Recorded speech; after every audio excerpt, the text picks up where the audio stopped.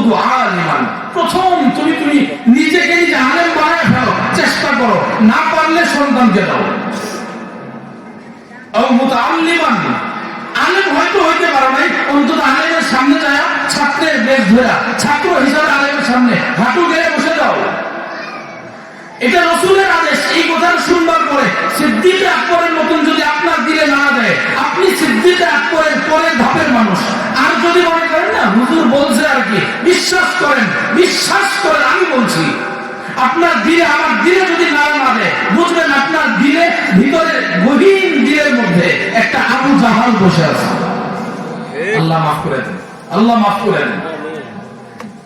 আল্লাহ রাসূল বলছেন আলেম না হইতে পারলে অন্তত আলেমের সামনে গিয়ে হাঁটু গেড়ে বসে যাও। ব্যস্ত, অনেক ব্যস্ত, আলেমও হইলে আলেমের সামনে বসবার মতো সুযোগ নাই। অন্তত আলেমের সহযোগিতায় আগায় আসো। 3 নম্বর বলছি, 3 নম্বর আলেম হও, আলেমের সামনে ছাত্র হও। 3 নম্বর আও মুঈনান, আলেমকে যেভাবে পারি সেভাবে সহযোগিতা করি। দেখেন আপনার সন্তান যখন আলেম, সন্তান হিসাবে তাকে আপনি ভালোবাসবেন। আলেম হিসাবে আপনার সন্তান আপনার ছোট, কিন্তু আলেম হিসাবে সে আপনার কাছে শ্রদ্ধার পাত্র। আপনার ভাতিজা বয়সে আপনার মাত্র 30 বছর, আপনার বয়স 70 বছর, আপনি বলবেন তো কয়েকদিন আগে ছেলে, ও কোরআনের কি বুঝে, আমি 70 বছর থেকে হাল চাষ করি, আমি কোরআন বেশি বুঝি। এরকম করা যাবে না। আলেম শ্রদ্ধা। আল্লাহ রাসূল বলেছেন 4 নম্বর জায়গা আও মুহিব্বা, আলেম হও, আলেমের ছাত্র হও। 3 নম্বর, দুইটাই পারলা না, অন্তত আলেমের সাথে মহব্বতের সম্পর্ক রাখো। কোরআনের সাথে মহব্বতের সম্পর্ক রাখতে হয়, শুধুমাত্র মহব্বতের সম্পর্ক রাখতে হয়। শুধু মহব্বতের বদলে কি হয় জানেন? একটা ঘটনা মনে পড়ে গেছে, বলে ফেলি, আলোচনা জানি না কতটুকু হয়েছে, সময় যে কতটুকু আছে, আপনাদের সময় নষ্ট করতেছি কিনা। 10:30 বেজে গেছে। একটা ঘটনা মনে পড়ছে, বলি। দেখেন শুধুমাত্র কুরআনের সাথে নিজের মহব্বতের বদৌলতে আল্লাহ পুরো দুনিয়ার সামনে সাক্ষী রেখে গেছেন যে এটা জান্নাতি। কুরআনের সাথে মহব্বত। আমি যে ঘটনাটা বলবো, এই ঘটনাটা আমাদের পাশের রাষ্ট্র ইন্ডিয়া। এই ঘটনার সূত্রটা আমি যার কাছ থেকে শুনেছি, সে যার কাছ থেকে শুনেছে, ওই ব্যক্তিটা সচক্ষে ওই ঘটনা দেখেছে। কথাটা আরেকবার বলি, এই ঘটনার সূত্র কি? গান গল্প না, ওই যে অমুক অমুককে বলছে, এই যে অমুকের কাছ থেকে ভুললাম, এরকম গল্প না। কেমন গল্প এটা? আমি যার কাছ থেকে শুনেছি, তিনি একজনের কাছ থেকে শুনেছেন। ওই ব্যক্তিটা যে সে সচক্ষে দেখেছে, মানে ঘটনার প্রত্যক্ষদর্শী, এবং আমার পর্যন্ত মাত্র 2 জন মানুষ। তার মানে ঘটনা বিশ্বস্ত।